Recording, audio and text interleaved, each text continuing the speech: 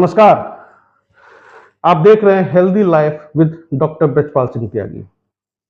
आप ये भी देख रहे होंगे मैंने मास्क लगा रखा है, डॉक्टर साहब ने भी मास्क लगा रखा है। क्यों लगा रखा है? क्योंकि उत्तर प्रदेश का पहला कोरोना का केस JN1 का पहला केस डॉक्टर बीपी त्यागी के क्लिनिक में मिला था, जो गाजियाबाद से पार्षद है अमित त्यागी। चेकअप कराने आए थे, यहीं पर डिटेक्ट हुए कि उन्हें कोरोना है, जिसकी रिपोर्ट इन्होंने शासन को भेजी और आज पूरे गाजियाबाद के अखबारों में छाया हुआ है। लगभग 5 पेशेंट हो चुके हैं डॉक्टर साहब जी।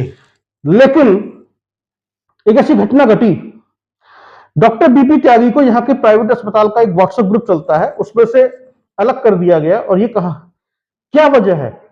क्या इनको सजा मिली है कि इन्होंने कोरोना का पहले के पेशेंट को डिक्लेयर कर दिया, सार्वजनिक कर दिया मीडिया के माध्यम से? डॉक्टर साहब, क्या आपको सजा मिली बताने की? नहीं, मैं ये मान के चलता हूं कि जो इंफॉर्मेशन इनको दी गई है और जो बताया गया था हमने कि जो केरल है उसमें क्यों सबसे पहले ये बीमारियां आती हैं, उसका सिंपल रीजन ये है कि वहाँ सर्विलेंस बहुत अच्छा है। यूपी में जो इसका जो ग्रेड आता है वो 18 आता है, जो केरल है वो नंबर 1 है सर्विलेंस के मामले में। जी।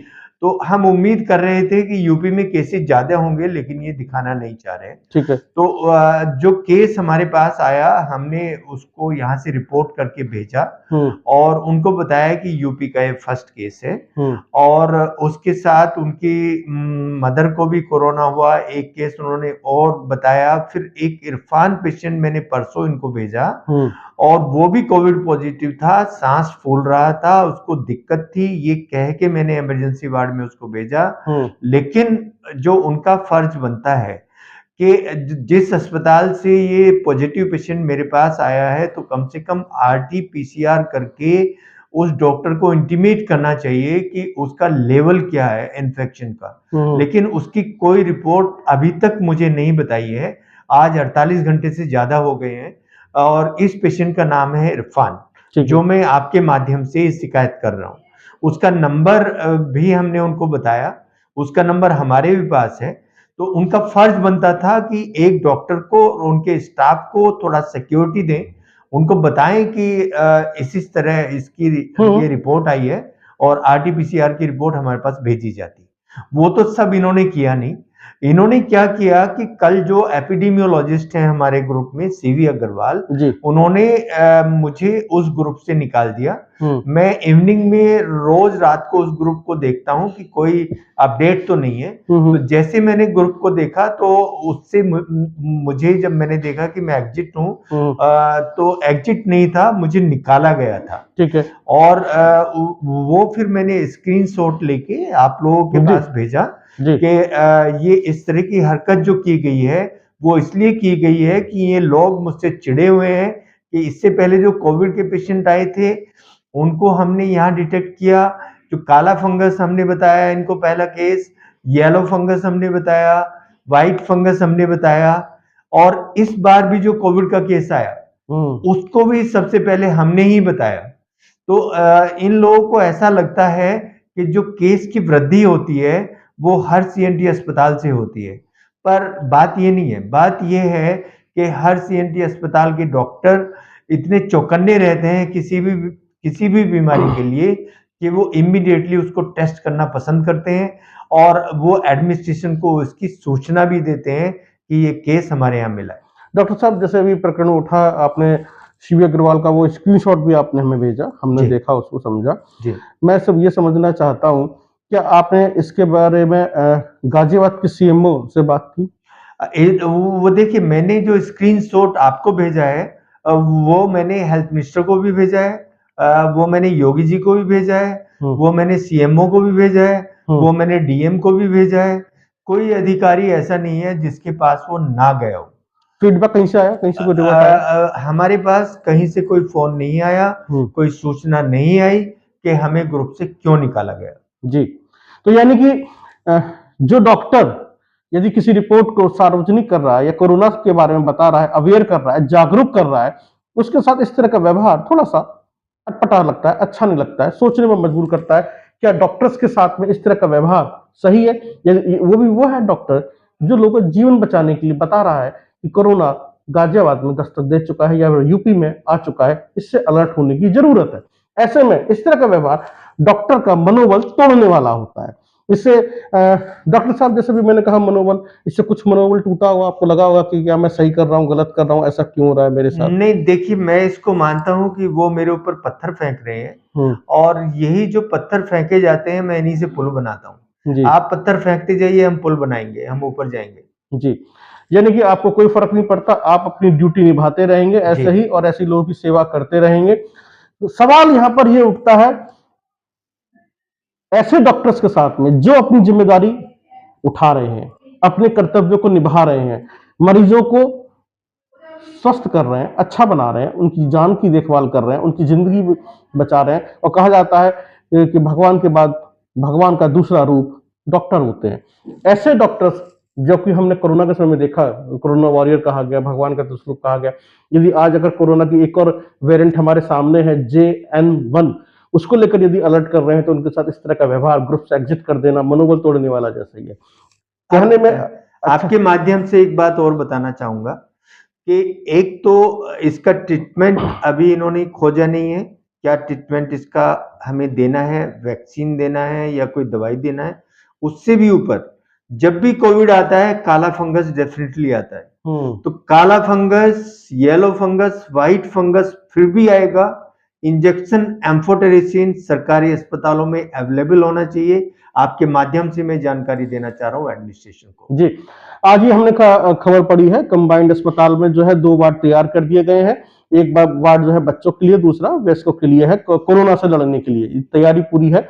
जो रिपोर्ट्स कह रही हैं, यानी कि स्थिति संजीता है, गंभीर है, कुछ भी हो सकता है। इसलिए अलर्ट रहने की जरूरत है और कोविड गाइडलाइन को फॉलो करने की आवश्यकता है। डॉक्टर साहब, ये तो रहा दूसरा पहलू जिस तरह से हुआ, लेकिन हमारे दर्शकों को आप ये जरूर बताएं, जिसका अभी ट्रीटमेंट नहीं पता है, उससे बचने के लिए फौरी तौर पर क्या कर सकते हैं? उससे बचने के लिए हमें 4 लेयर मास्क पहनना है, अपने हाथों की सफाई करना है और हमें सोशल डिस्टेंस मेंटेन करके रखना है, अपनी इम्यूनिटी बढ़ानी है, अच्छी हेल्दी डाइट लेनी है। और उसके साथ साथ ये मैं आपको बता दूं कि जब कोविड में लोग अपनी इम्यूनिटी के लिए मल्टीविटामिन लेते हैं, उसमें जिंक लेते हैं, उसमें आयरन लेते हैं, वो बिल्कुल ना लें। जिंक और आयरन काले फंगस का खाना है। अगर वो देते हैं इसमें इम्यूनिटी बढ़ाने के लिए, तो वो काले फंगस को इनवाइट करता है। तो जिंक और आयरन को छोड़ के बाकी आप विटामिन्स ले सकते हैं और अपनी इम्यूनिटी को बढ़ा सकते हैं। डॉक्टर साहब, जितना मैं समझ पा रहा हूँ, हमारे दर्शक भी समझे इस बात को, कोरोना जिस तरीके से बार बार वापस आ रहा है, अलग अलग वेरिएंट के साथ वापस आ रहा है, यानी कि ये बहुत सारी बीमारियों को भी साथ में लेकर आ रहा है। और किस बीमारी के क्या लक्षण होंगे, ये डॉक्टर्स के लिए भी एक एग्जामिनेशन का एक सब्जेक्ट हो गया। बहुत बारीक सी डिस्टेंस रहेगी या लेयर रहेगी कि ये कौन सा वाला वेरिएंट है या कौन सा वाला, या ये किस बीमारी है, इसमें क्या चीजें हैं, कैसे रखा जाए अपना ख्याल। तो जो हम समझ पा रहे हैं, जो फौरी तौर पर इम्यूनिटी ठीक रहे, मास्क पहनना है, सोशल डिस्टेंस मेंटेन करना है, साफ करना है और एक्सरसाइज जरूर करनी है, योगा वगैरह आपको जरूर। अच्छा, एक बात मैं और बताता हूं अजय जी आपको, आपने सारे चैनल्स पे बड़े बड़े अधिकारियों को ये कहते हुए सुना होगा कि ये बहुत माइल्ड इन्फेक्शन है, अच्छा, इससे कुछ नहीं होने वाला है। लेकिन मैं आपके माध्यम से दर्शकों को ये बताना चाहता हूं कि कोई भी कोविड का इन्फेक्शन माइल्ड हो या ज्यादा हो, जो कोविड है वो बहुत खतरनाक होता है। ये हमारे शरीर में छोटे छोटे थक्के बनाता है, जिसको हम बोलते हैं माइक्रो एम्बोलिज्म। जी, आपने देखा होगा कि कोई स्टेज पे डांस करते हुए हार्ट अटैक हो जाता है, कोई एक्सरसाइज करते हुए हार्ट अटैक हो जाता है, कोई स्पीच देते हुए हार्ट अटैक हो जाता है। ये सब सिर्फ एंड सिर्फ कोविड है और कुछ नहीं है। अगर कोविड मुझे छू के भी जाता है, कोई और सिम्टम पैदा नहीं करता है, वो आने वाले 5 साल के लिए मुझे हार्ट अटैक के लिए, ब्रेन अटैक के लिए और इस तरह की जो बीमारियां हैं उनके लिए एक ग्राउंड देके जा रहा है। कोविड किसी भी रूप में आए, आपकी जिंदगी के लिए खतरनाक है, डेंजरस है।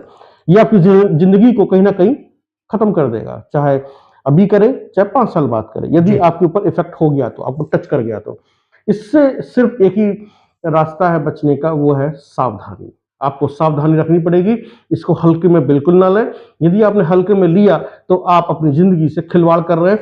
वो तस्वीरें याद कर लीजिए जो आपने पहली वेव में और सेकंड वेव में देखी, वो आपको याद दिला देंगी। तो वो तस्वीरें कि आपको कितनी सावधानी रखनी है, क्योंकि वो तस्वीरें जो आपने शमशान घाट की देखी हैं, एम्बुलेंस की देखी हैं, रोड पे बिलखते लोगों के चेहरे देखे हैं, ऑक्सीजन के लिए तड़पते हुए लोग देखे हैं, बच्चों को अपने माँ बाप को बचाने के लिए मुंह से सांस देती हुई तस्वीरें देखी हैं। उन तस्वीरों को याद कर लीजिए, उन लोगों को याद कर लीजिए जो आपके सर्कल में है, जो चले गए इस दुनिया से। इसलिए कोविड को बिल्कुल भी हल्के में ना लें, और इस तरह की लापरवाही आपकी जिंदगी के साथ एक बहुत बड़ा खिलवाड़ है। कहीं ऐसा ना हो कि आपको पछताने का मौका भी ना मिले। जी, ये कोविड है, और कोविड को बिल्कुल भी हल्के में नहीं लेना। मैं बार बार कह रहा हूं, कोविड को हल्के में मत लीजिए। इसलिए पूरी गाइडलाइन को फॉलो कीजिए। डॉक्टर साहब, आपने हमसे बातचीत की कोविड के बारे में और हमें बताया ये कितना डेंजरस हो सकता है। बहुत बहुत धन्यवाद। और यदि आपको कुछ भी जानना है डॉक्टर बीपी त्यागी से, कमेंट बॉक्स में जरूर कमेंट करें, सवाल भेजें आप हम तक, हम डॉक्टर साहब से पूछेंगे या उन तक वो सवाल पहुंचेंगे। आप जो भी कहना चाहते हैं आप कमेंट बॉक्स में लिखें। और यदि आपको हमारी जानकारी सही लगी है तो आप इसे लाइक करें, शेयर करें, सब्सक्राइब करें, जिससे कि ज्यादा से ज्यादा लोग अपने जीवन को बचा सकें। बहुत बहुत धन्यवाद।